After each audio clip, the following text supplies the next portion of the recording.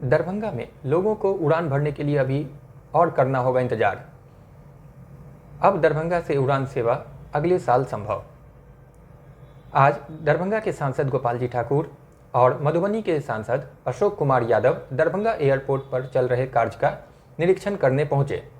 लग रहा है जो कुछ अभिकर्ता के चलते वहां पर काम में ढिलाई दिया गया है, बरता गया है। उस पर हम लोगों ने कहा है जो संवेदक पर उचित कार्रवाई हो और काम का प्रगति जोर शोर से चल रहा है। अभी सैकड़ों लेबर, सैकड़ों वहाँ मशीनरी लगा हुआ था और दिसंबर तक वहाँ के जो डीजीएम हैं विभागीय, उन्होंने कहा जो छोटा जहाज हम दिसंबर तक जहाज चलवा सकते हैं, लेकिन बड़ा जहाज चलाने के लिए कुछ और काम तकनीकी है बचा हुआ, उसको हम मार्च तक अप टू डेट कर देंगे।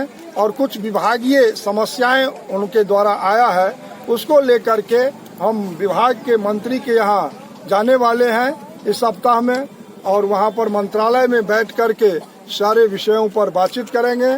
वहाँ राज्य सरकार के द्वारा भी 121 करोड़ रुपया मुहैया करा दिया गया है 31 एकड़ जमीन के लिए।